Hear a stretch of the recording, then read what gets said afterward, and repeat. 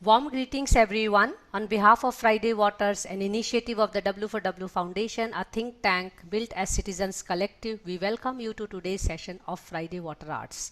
Friday Waters is a continuation of signature series Wednesdays for Water. The activities initiated as a Friday Water series include Water Talkies, Water Reading Club, Water Thesis Club, Water Arts, which is today, and Meet a Maestro. Each of these sessions takes place once a month. The idea of Friday Waters is to bring water knowledge available in the various alternate forms at one place in order to highlight the opportunities and challenges related to water. The idea is also to increase the outreach of the alternate water practices in the water networks as well as in the society at large. The Friday Water sessions are designed to be fun filled and yet fruitful for people to understand that water need to be also looked from the soft lens, if we call it hard lens or soft lens, but also to really see what are the alternate ways where what people have really brought reforms in the way we look at water, in the way we appreciate water, in the way we are concerned about water. We have been doing it for quite long time now, Friday Waters, and Friday Water has Arts has been some of the rare sessions because we are always having difficulty finding artists who are inclined to talk about water. The focus of Water Arts is on bringing artists who have done or are doing art, music, other art forms, folklores on water matters in order to discuss with them the making of their artwork, the issues around the subject they cover, the kind of outreach they have, the kind of responses they receive. In doing so, it is also important that we bring the interest in the water conversation, this which will also increase their outreach, as well as they will also get to know the larger water network in the mainstream, if we can call it so. My name is Mansee Bal Bhargava, and I am from the house of W4W, inviting all of you and welcoming you to this session. And we are also very pleased that slowly we are inching towards 400 sessions of the W4W, which includes Wednesdays for Water, Friday Waters, and Monday Munching and Musing with Women for Water. Leaving those things aside, we have Professor Chirag Trivedi as today's artist and speaker and professor and a dear friend of mine, currently teaching at Ahmedabad University. I came to know Chirag very recently, to be honest, just I think just over a year ago. And it is only that during the recent water festival, because we were so busy teaching as teachers, it's only during water festival I got to know this hidden talent he has about artwork. I'll not take much time here and invite Chirag to do the opening remarks. And I have a very desired question which I ask always all the artists who have come here, where water management is always seen as something like an engineering work, a technological work, and a scientific work, though I find art also as science, some kind of science. Chirag, so I would like to have your opening remark on where do you think that art, in all art forms for that matter, today sits as a reformer in the whole discourse of water? Because water management has become so masculine and so techno oriented. Do we have room for having that mindset of talking about water through arts? Over to you, and so thank you to engage with us and giving us this time. Chirag. Absolutely a privilege, Mansi. Thank you so much for inviting me. And there's one small little thing that you have said in the introduction really matters the most to me, that I am a very good friend of yours. Yeah. Please chuck all the other labels. But yes, I'm very happy. And I think you have set me thinking with this very first question. Uh, uh, well, there's one simple response that comes to my mind, and that is this old proverb which goes as the house is built by hands, Mm-hmm. but the home is built by hearts. So, yes, water management, so much of engineering, so much of pure sciences. We need a lot of chemistry, biochemistry. We need so many technological interventions now in taking care of water and water related concerns everywhere in the world. But at the same time, to be able to know what actually lies in the heart as a heart of the matter, we need art and love for water as well as love for life thereby, and everything that the word life in its meaningfulness entails. We have to talk about all of these things. And what could be a better medium than arts, than literature? So, and in general, if I now spontaneously think of elaborating it, we have our folklores and folk songs. We have our entire cultural repertoire, not just in India, but everywhere in the world, where we have been talking about value for water. We have been also talking about water related crisis. We have been talking about water management in all of these folk stories and folk Yeah. songs. Even if it is business, it needs creativity to be able to eventually make the business reach the household of every single buyer. Engineering and architecture needs a lot of creativity and arts. So I think water management is not just a simple clip of only engineering and pure sciences. It requires all hearts. It requires all these artistic expressions to get together for making the right kind of dialogue with the right kind of sensitive understanding appeal around it.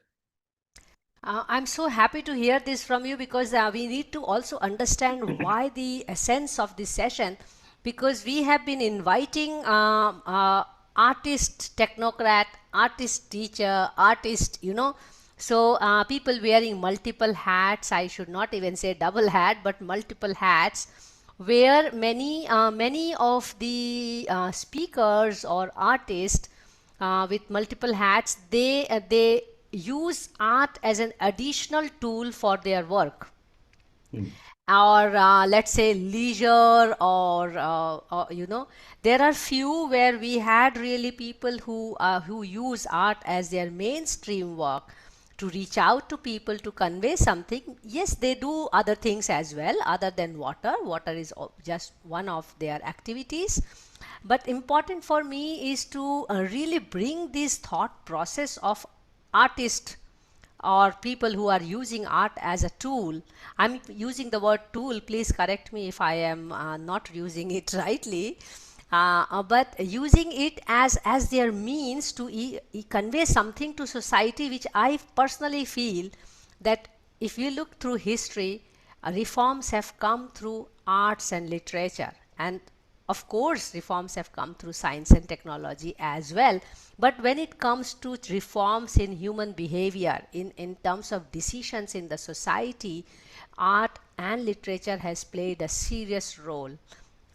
I really miss seeing that in the present water discourse, and probably that was one of the reason why we started talking about Friday Water Arts, because it was very clear to do for us to do Friday Thesis Club inviting PhD scholars, Friday book reading inviting authors. Friday Water Talkies is still our challenge because not many films are made around water, but we are doing fair. But arts, it gets very difficult, as I was telling when I was introducing you also. I didn't do the formal introduction of yours as well, which I will put in the chat box once you are presenting. I would not have come to know that there is an artist in Chirag if we were not having the festival. You know what I mean? I mean, Chirag is our Uh-huh. professor and not an artist in my head. Although he's teaching water through many art forms, and I know people have most appreciated your, by the way, workshop where students performed. So I'm just Yeah. seeing why it is still not in the mainstream education. What's Mm. your take on this? And I'm so happy you do it, at least. Yeah, yeah. And now off late, I've been thinking even more consciously about it. I feel I would like to call it pedagogy of water. Yeah. Earlier I was growing up as a teacher and I would use various such sources. I mean when you become formally a student of literature, you can't go past Wordsworth poems all about so all the nature poems rather. All the great poets wanted to take inspiration from different forms of nature.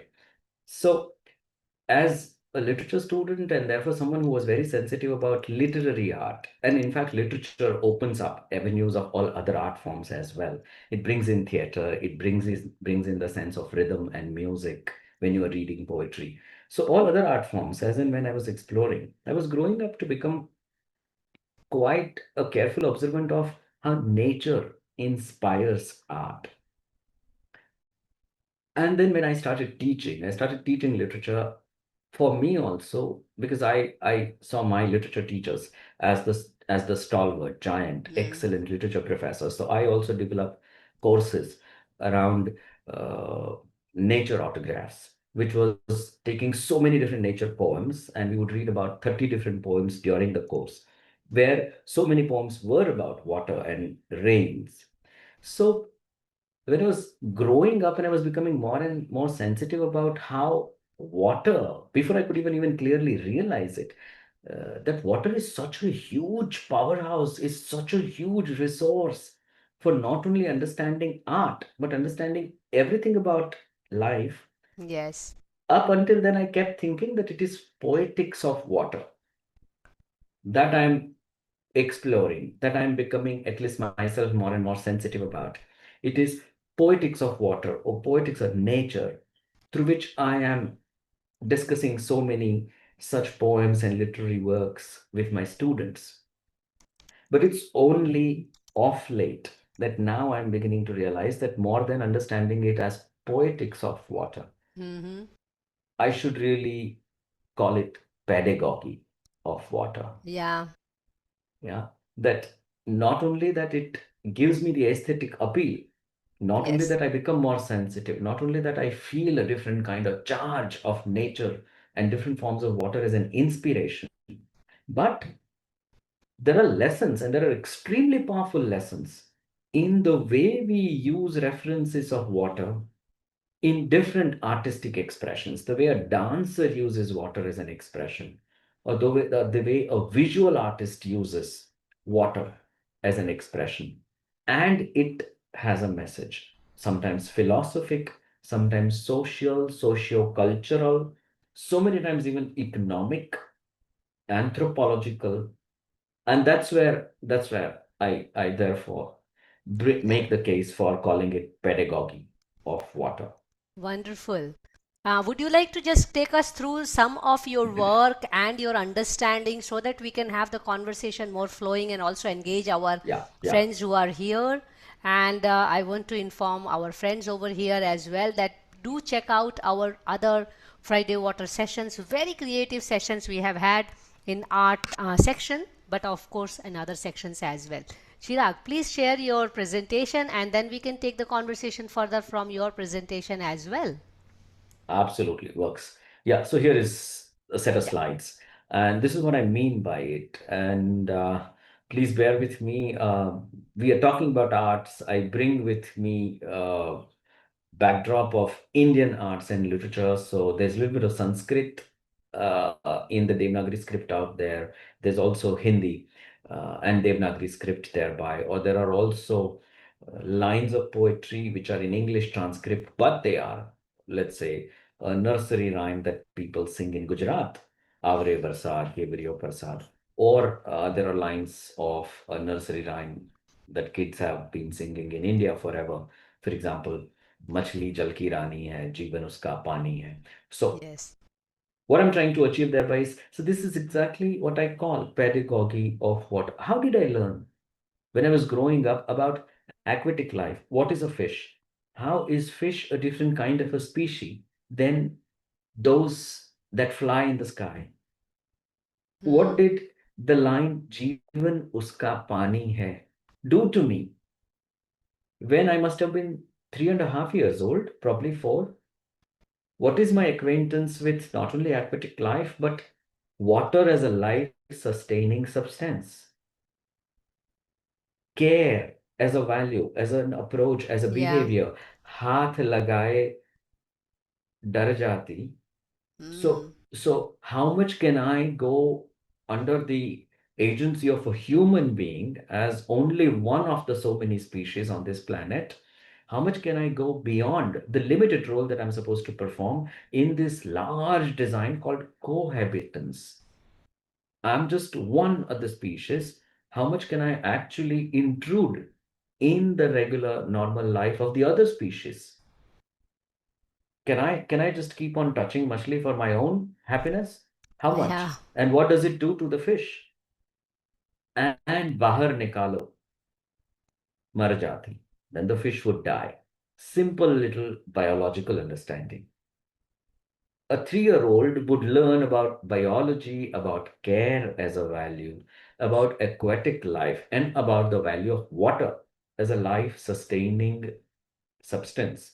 All of those, that too, along with an understanding about rhyme, an understanding about singing in rhythm, and an understanding about gestures as expressions, because we all were made to perform on this nursery rhyme when we went to a primary KG kind of standards. So, talk about any water song. This is what it teaches. Every reference to water in art, every reference to water is a metaphor in some poetry, in some great works of literature. It has some such life lessons for us, and they not only make us aware about some solid, tangible things of life, but then also I'm going to propose through a few other slides that I'm going to take you people through, that they also introduce emotions to us. They also help us grow up with the growing ethos as an understanding in us. Is all I'm that is all I'm bringing as a set of propositions through my slides. So let me go to the next. At the same time, do feel free if somebody wanted to just chip in, participate in between. Yeah. Yeah. Let me just add here, all participants are requested to put their comments or questions in the chat box. We will have a very good round of interaction. So think about water, think about nature at large. In this part of the world, we go back to a conception that everything is made of these five essential elements, and everything also goes back to nature in some or the other form of these five elements, which is the wind, fire, water, sky, and the earth. So that's where I bring the first proposition that Indian knowledge systems, Indian philosophy is rooted in this recognition of water. Here we are still not even thinking about the metaphoric value of water. We will come to it. Here it's like just most solid foundational understanding about how much do we owe to all these forms of nature. But then it immediately comes to our scriptures. From scriptures, it comes to mythology. And in mythology, think about any mythology in the world, not just Indian mythology, or this one is particularly the Hindu Indian mythology. Some examples from it, but any mythology, Greek or Chinese or Roman mythology, we have gods and goddesses that we associate with water. We have miracles, and we have some crazy fantasy-filled stories around water, parting of the ways or parting of the sea and the Moses or Noah's Ark. And we have the Kaliya Daman, as you can see the picture here, or we have the coming of the Ganga, the celestial river from the heaven to the Kailash, the tallest mountain peak in the Himalayas, and Lord Shiv receiving Ganga, its force, and then Ganga flowing on the earth. And in India, we know how we worship Ganga. So just see how water in all of these mythological references, in some or the other way, some kinds of stories, some kinds of narratives that human beings have been able to imagine for the kind of ethos, for the kind of value system that they wanted to build, for the kind of idea of purity or transparency or coolness or sustenance of life that they wanted to weave around all of these elements, is how we have learned to see water. Why why does a ball have to go in the river of Yamuna, and Krishna will have to jump behind the ball to fetch it back where there is a Kali and Nag, one of the most terrible possible menace in the river, and a child form of Krishna fights with such a huge monster kind of a serpent and wins over it. and request the serpent to leave the waters of Yamuna by telling it to the snake that this is a river. The water of a river is potable, is drinkable. People need this water. Cattle stock need this water. The lives in form of the greenery around the river are consuming this water. And because of the poison, all of these lives are dying. So this is not your abode. Go away. And take two, we come back to what we have in the name of Yamuna today. Today, as we talk in 2025, Yamuna is one of the most polluted rivers because of the industrial pollution, the kind of chemicals which are being released in the river near Delhi and Agra. And the river looks black.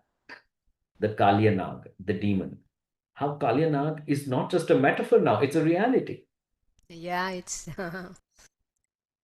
And are we all waiting for some Krishna now to come from those mythological scriptural times and jump into the Yamuna in 2025 to be able to take care of the pollution?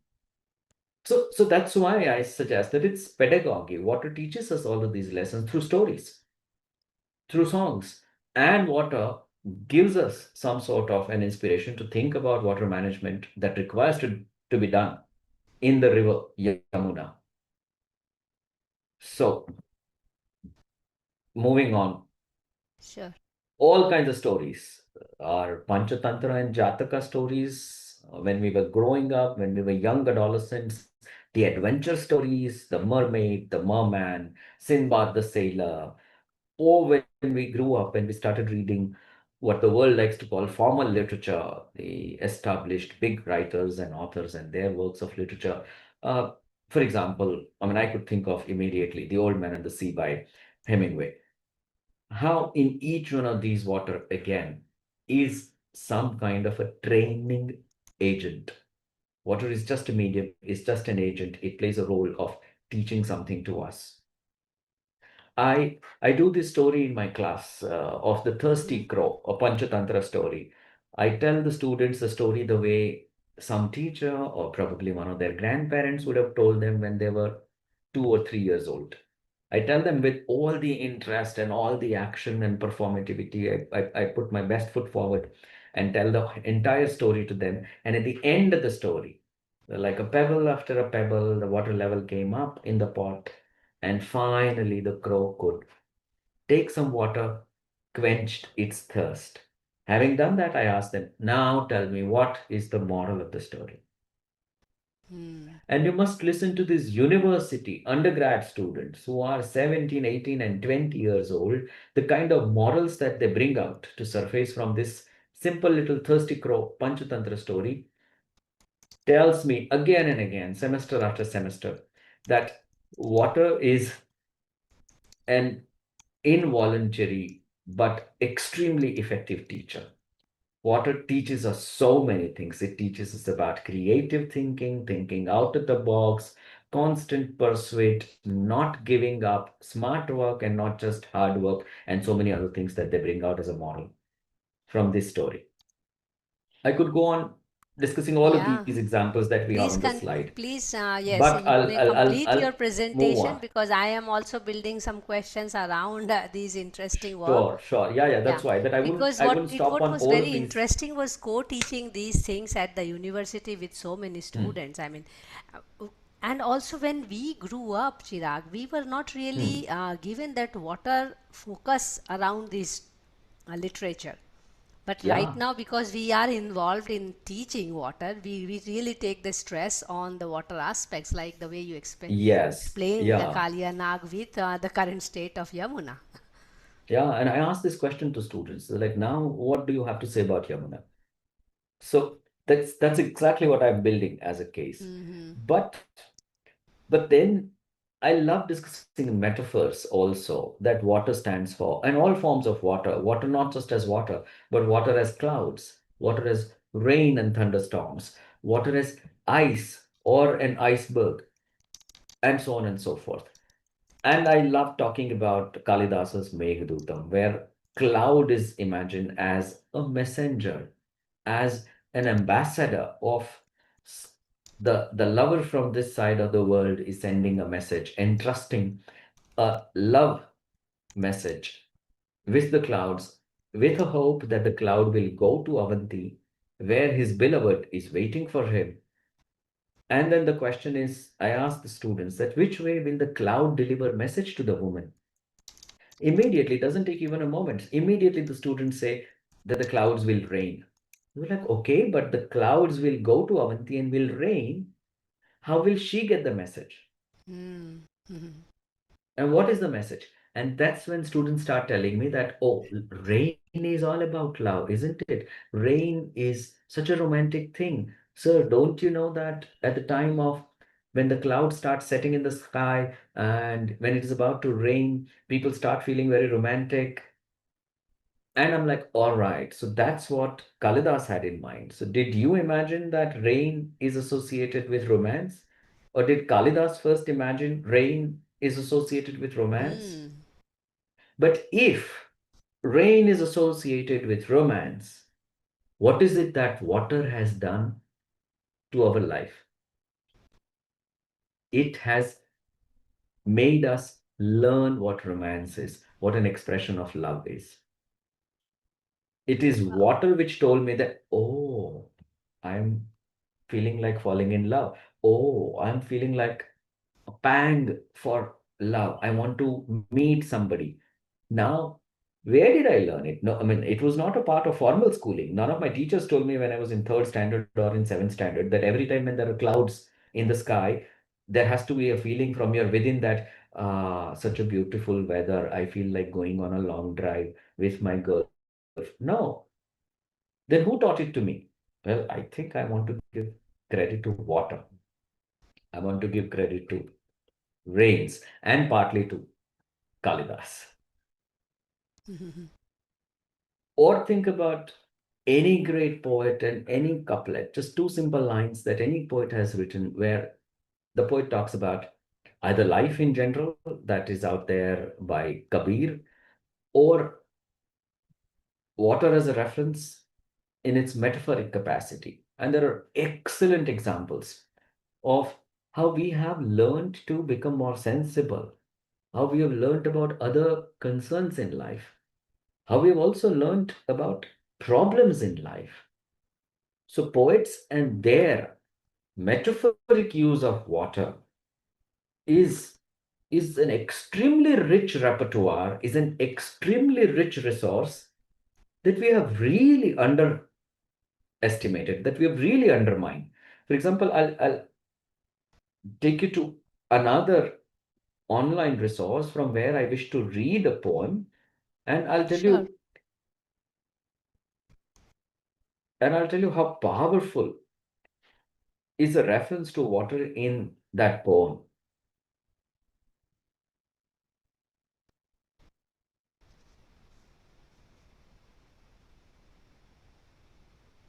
કેમ છો મજામાં?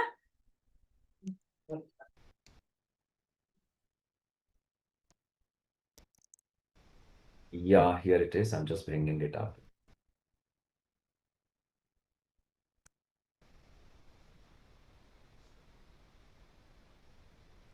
If you're sharing the video, you have to share it with sound. Huh?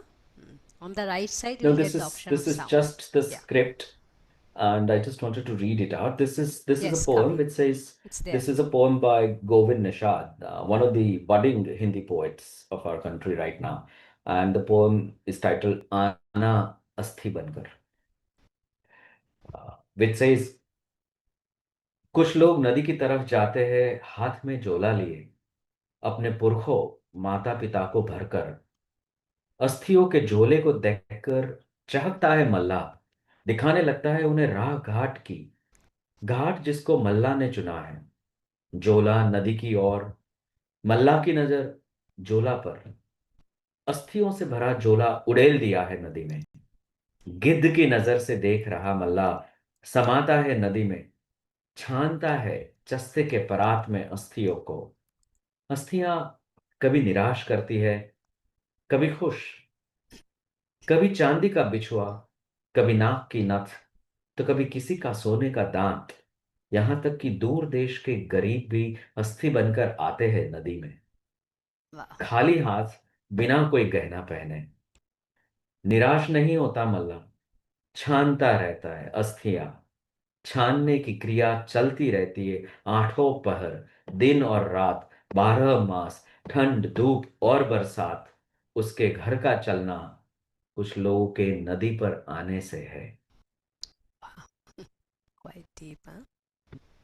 या it's a poem which uses a tangible reference of river where people would like to float the ashes, would let the ashes of a dead person who has been burned down go with the river. There is a faith, there is a faith-driven logic that people would put around it. But most of the times we have missed out on this perspective of what happens to those who take dives, those who dive into the water, grab those small little pieces of bones and try looking for something which would help them meet their ends. Yeah, there's छोटा a सा एक livelihood सोने का angle. दांत. There's a livelihood angle. The livelihood is our burning problem today. All kinds of livelihoods, water related livelihoods. But it is a poem which would help me understand Understand, what is the yes. life of a mullah like, and not just understand the information about the life of a mullah, but also sensitivity, but also the emotions of the life of mullah. And the poem becomes all of a sudden from personal to very universal. It becomes from one moment in Mallah's life to every day. In the last lines, when he says, "छानने की क्रिया चलती है आठों पहर." That's what our life is. Each one of us, everybody is Yes. constantly toiling. The toiling goes on all the time. दिन और रात, 12 मास, ठंड धूप और बरसात. That's what water stands for. So, so this is where I think the poetics of water need to be converted into pedagogy Yeah. of water. Chirag, I'm going to make a quick request to you to do an overview of that poem as I read Sure, sure, Tochukwu. If I am sure. pronouncing your name correctly, please pardon me if I am not. Maybe he would like to get a broad understanding of the poem because he's Yeah, asking for yeah, translation as well. definitely. Yeah, go ahead. So the poem is all about the everyday toiling, the struggle, some life of a layman kind of, a daily wager kind of, a poor man who would, after some elite people, privileged people have allowed bones and ashes of the dead from the family flow into the river, because that's the tradition in India. It is believed that when you allow the bones and ashes into some of those auspicious waters of rivers in India, the dead goes to the heaven, gets some kind of salvation.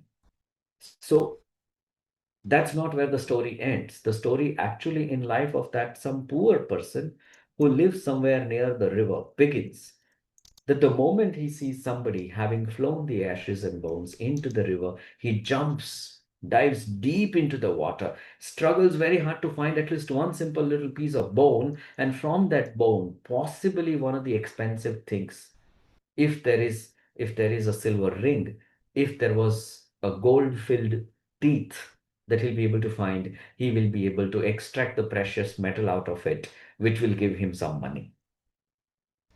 In fact, there are people who day in and day out just do this Yeah. at the banks of Ganga, at various places, at various ghats, at various approaches. People just do that. That people who are rich will keep flowing, throwing, I should say, so many things in the river.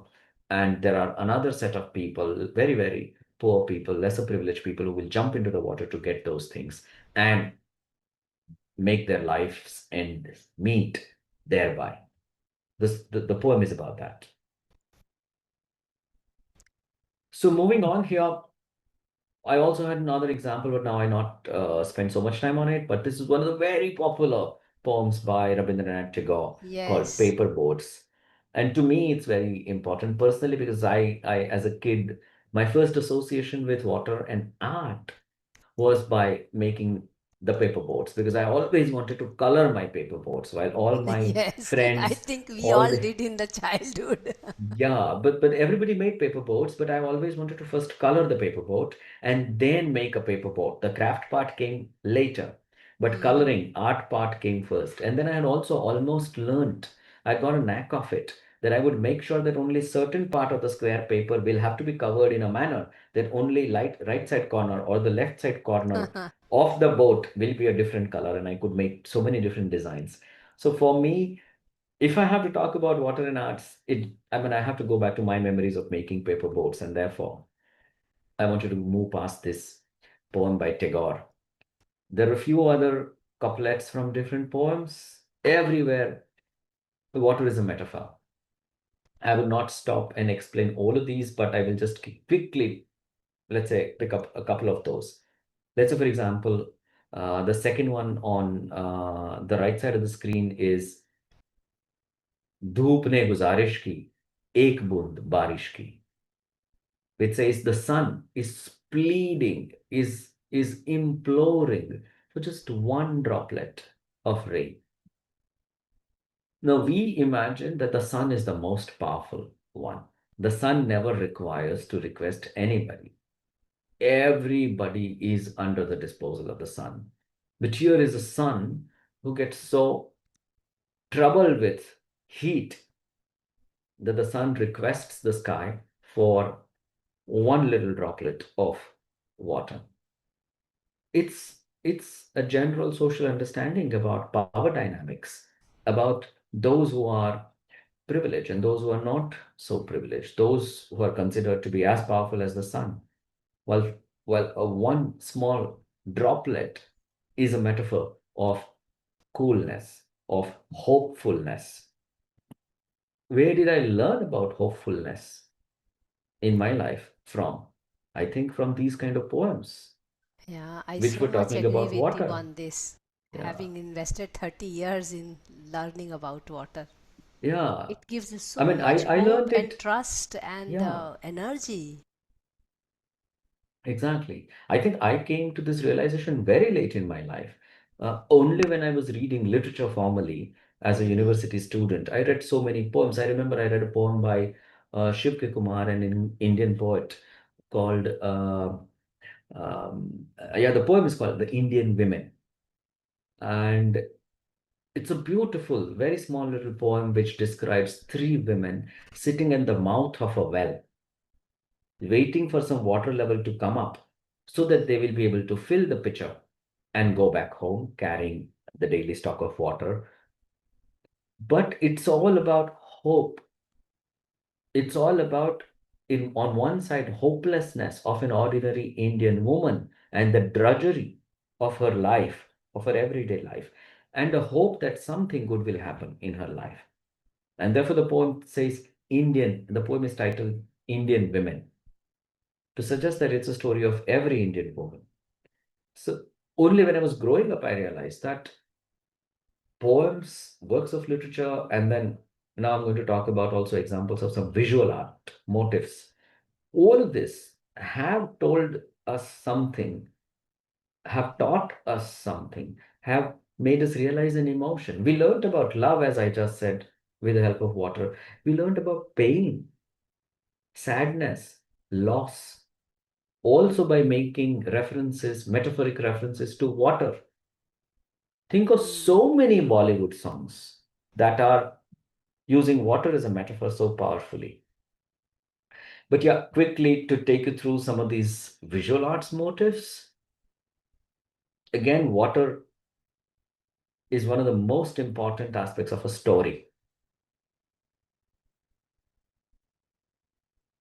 I When we am were now growing just up, we never just realized that we were yeah. always making these lines. We kept doing this. Even today, if we are attending a meeting and we are getting bored, we have a habit to scribble Yeah, on I a was piece of paper. about to say I'm just realizing that with everything around in whatever mood we are, somewhere we are linking ourselves to the presence of water. Yeah. This is what it is. I mean, who wouldn't make this curvy line? All of us would do it when we're just sitting idle and scribbling something. I mean, we just have to have a pen and paper in the hands, and this is the first thing that comes out.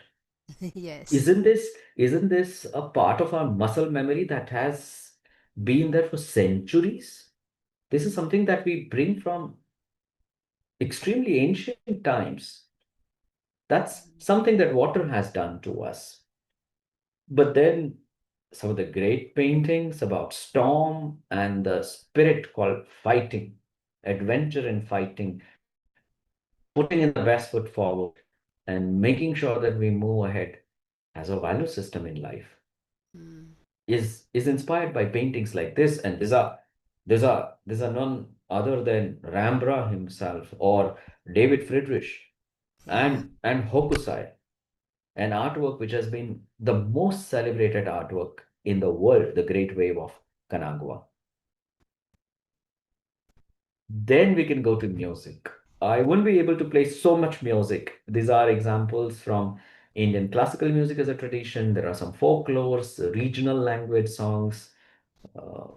But I think I would request Mansi to play one video, Yes. probably just first 2 to 3 minutes of that one video, Yeah. which used to be a Punjabi folklore. It's a Punjabi song, but the subtitles are there. English translation is also there. And there is a Coke Studio version that we are going to listen.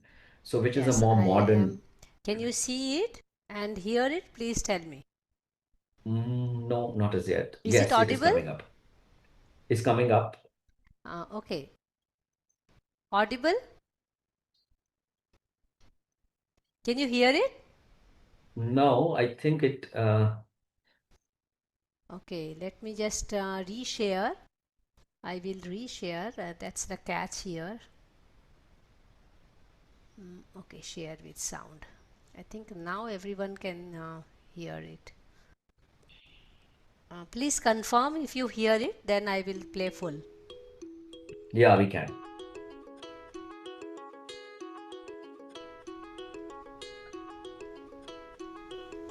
ਪਾਣੀ ਦਾ ਬੁਲਬੁਲਾ ਸਭ ਕੁਝ ਪਾਣੀ ਦਾ ਬੁਲਬੁਲਾ ਹ ਪਾਣੀ ਦਾ ਬੁਲਬੁਲਾ ਆ ਪਾਣੀ ਦਾ ਬੁਲਬੁਲਾ ਆ ਪਾਣੀ ਦਾ ਬੁਲਬੁਲਾ 4 ਦਿਨਾਂ ਦੀ ਦੁਨੀਆ ਏ ਕੁਝ ਖਾ ਲੈ ਪੀ ਲੈ ਮੌਜੂੜਾ ਕੁਝ ਖਾ ਲੈ ਪੀ ਲੈ ਮੌਜੂੜਾ ਸਾਰੇ ਗਮਾ ਪਾਦਾ ਨੀ ਸਾ ਨੀ ਦਾ ਬਮਾ ਕਰੇ ਸ ਪਾਣੀ ਦਾ ਬੁਲਬੁਲਾ ਆ ਪਾਣੀ ਦਾ ਬੁਲਬੁਲਾ ਪਾਣੀ ਦਾ ਬੁਲਬੁਲਾ ਸਭ ਕੁਝ ਪਾਣੀ ਦਾ ਬੁਲਬੁਲਾ ਲਾ ਲਾ ਲਾ ਲਾ ਲਾ ਲਾ ਲਾ ਲਾ ਲਾ ਲਾ ਲਾ ਲਾ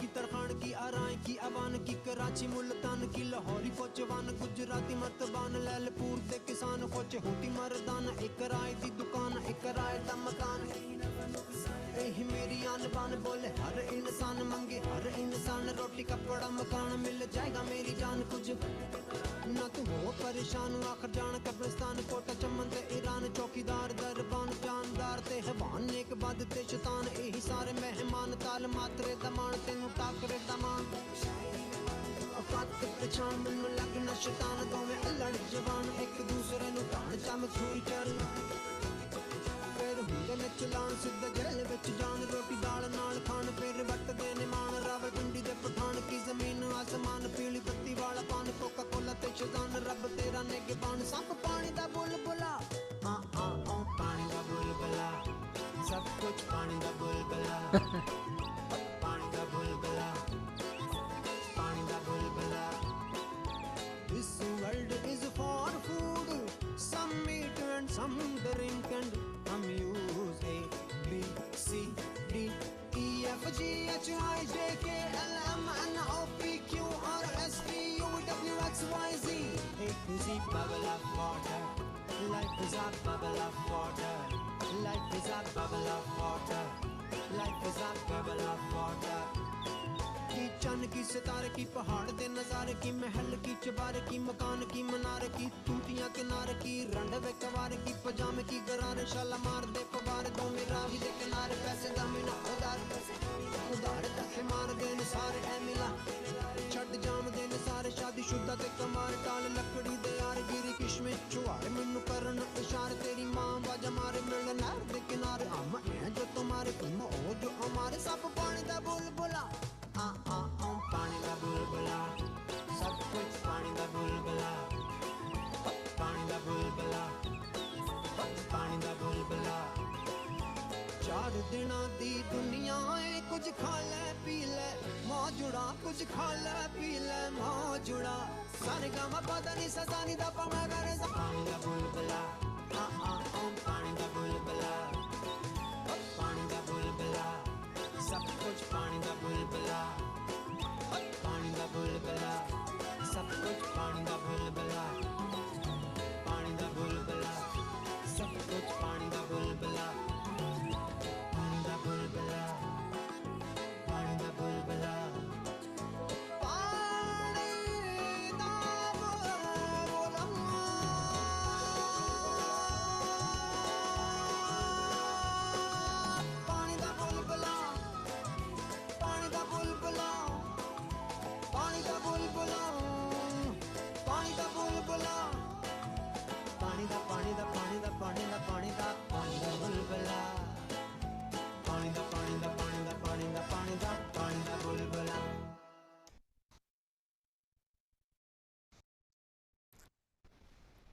Okay, it will be difficult for us to translate everything for Toshuku, but I guess you read little bit of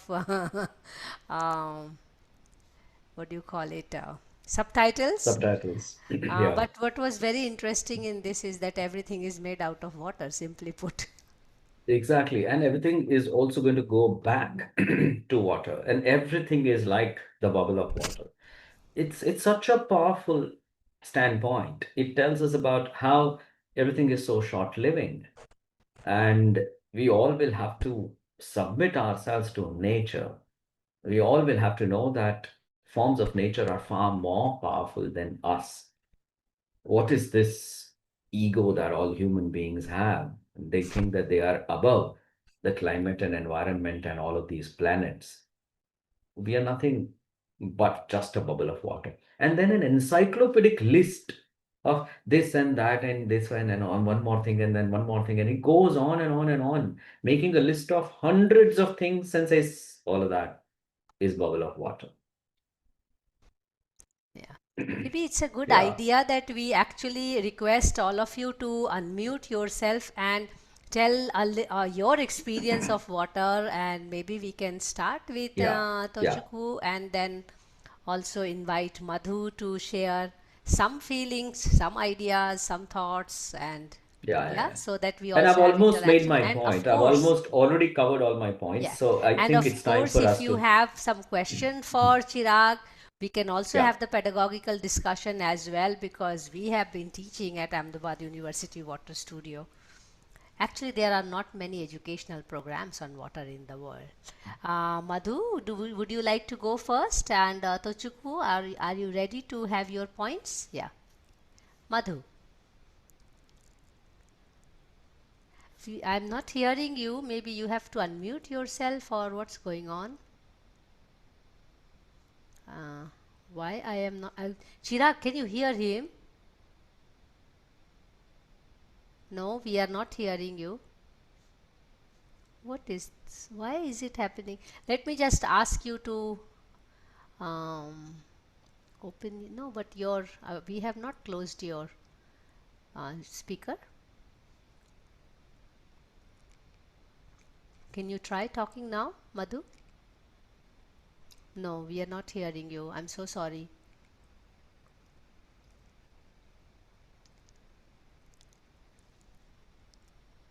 Maybe you can plug in and out again, and then we can hear from Martha, Tochukwu. There is, if you How have about now? something. Can you hear?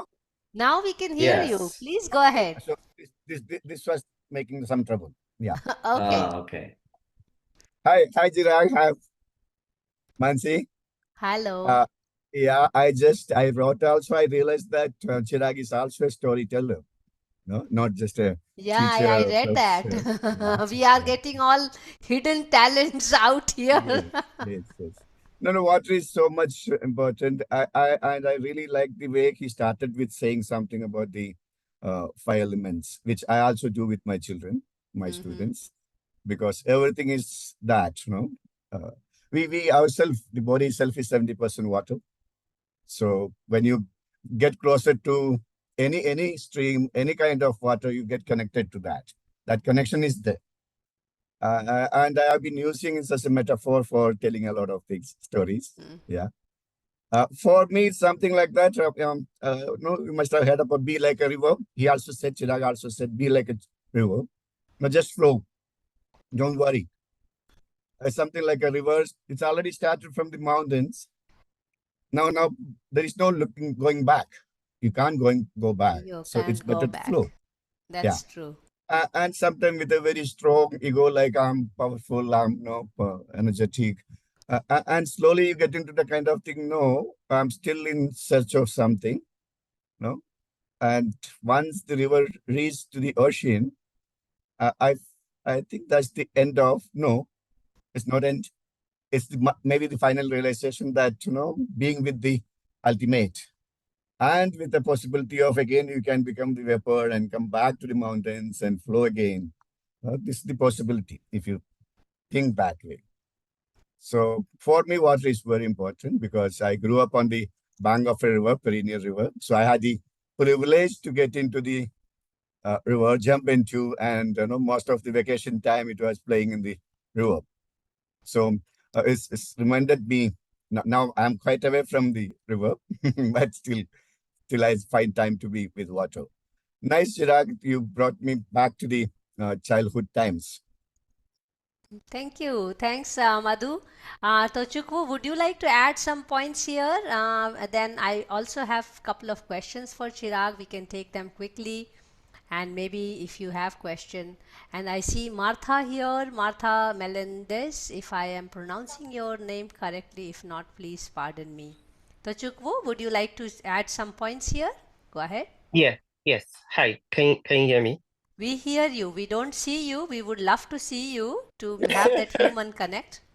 Yes. I hope to turn on my camera in the next section. Because I am currently in the US and I'm getting ready to go to work. Because it's still morning here. But Yeah. yeah. Hi, Where are Chirag. you? Where are you from? I'm originally from Nigeria, but I currently reside in the US as a permanent resident. Um, Mhm. So thank you, Chirag and Mansi, for this session. And yeah, I was just fascinated by everything that was discussed, the positivity and the energy of, reminded me of the better ways and, positive ways of saying water. I mean, all literature that I've read about water has to do with climate change. I'm a fiction writer and, you Wow. know, and I have, read because I'm a huge fan of Indian literature and I've read Amitav Ghosh, Gone Island, and, Oh, I Yeah. read Pichaya Sun Bantad, Bangkok Wakes to Rain. And it's like I'm thinking about these books and I'm thinking about how much, water is a huge part of climate change. But the way Chirag led this conversation and got me thinking about how you could also see the positive side of water, how, it's life, it's what connects us. And, that was very beautiful and a good reminder. So that, as we live in this world of climate change, it's also good that we also tell ourselves positive stories too about what things like water. Yeah, so true. Interestingly and ironically, much of the water education in the present time is actually coming from the water crisis and the concern. Whereas when we look at the art form, literature form of water, we actually learn to celebrate water. Probably if we have more of that, maybe we are also having better adaptive capacity or resilience to even face the water crisis and the concerns which we are facing. This is my take, but I actually would like to pose the question, as this is the right moment to ask you this question, Chirag. As I started with the very same note, that much of the water discourse and education and management is lying in that area of science and technology.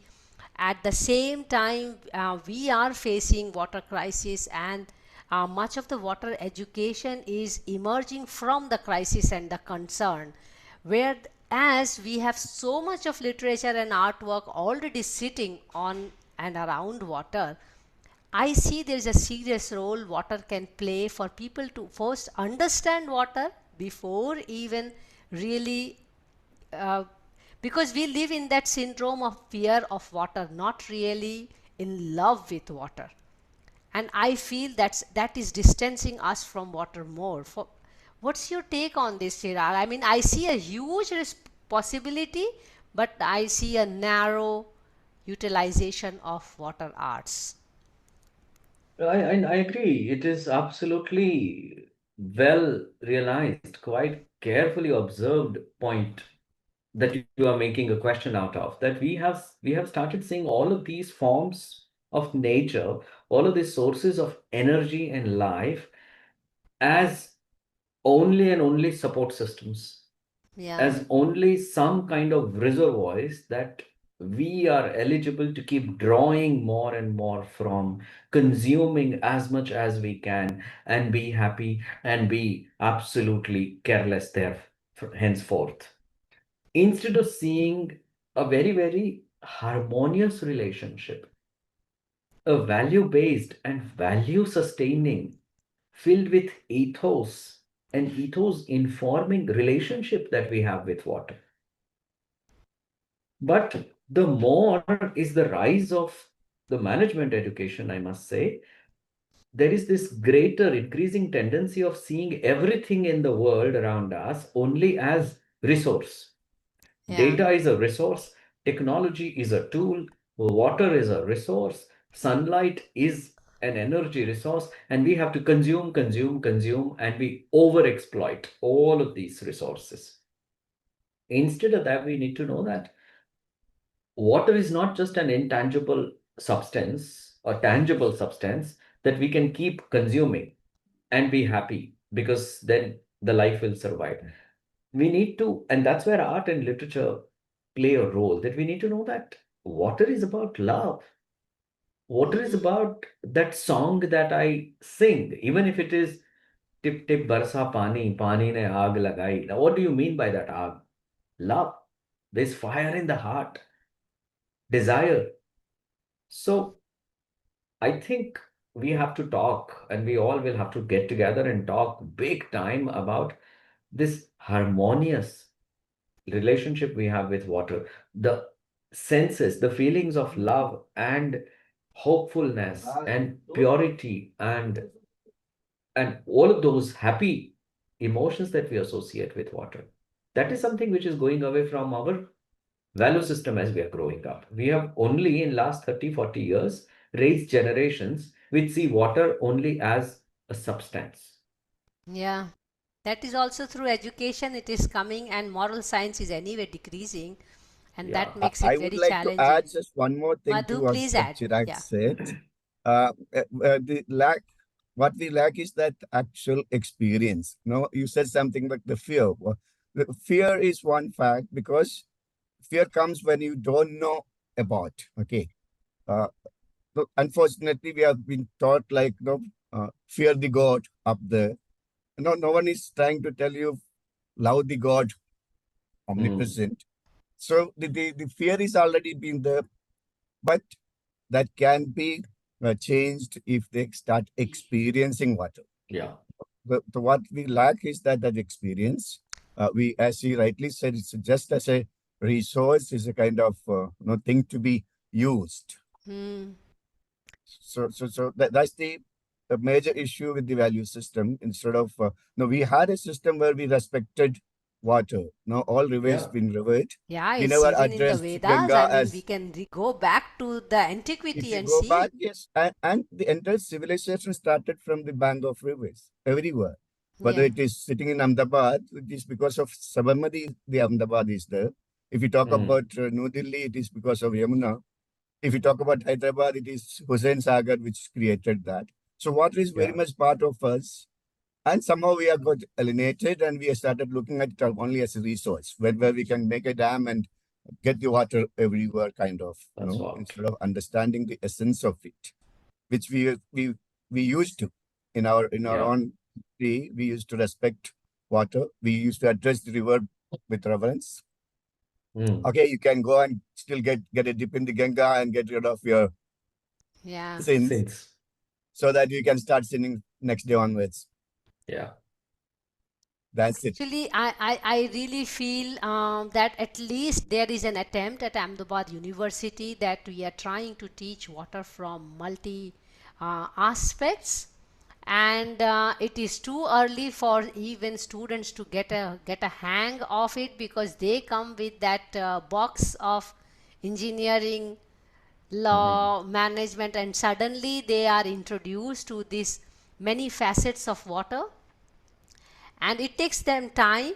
But I mean, I just want to understand from Chirag, because you have been there from the very first time. So I'm bringing this educational part again back to you, because I hope the water education stays in Ahmedabad University. And if you recall, our Honorable Vice Chancellor has also mentioned that why not a center for water. Probably I'm going to go after him slowly and slowly on this.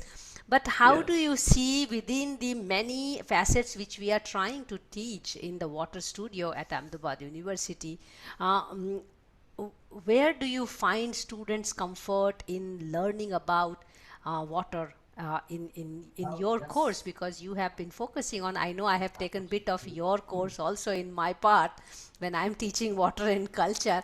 But what is their, their understanding, their appreciation about learning through the art and literature side? Because they come with this idea that ki water purification karna hai, water pollution hai. What's your take? I mean, what's your experience? Are students understanding it better? They appreciate it? What's your experience? Oh, I think the experience has been very rewarding. Wow. And it is not easy, but it all depends on how you package it. Yes. So I have tried making sure that I speak their language.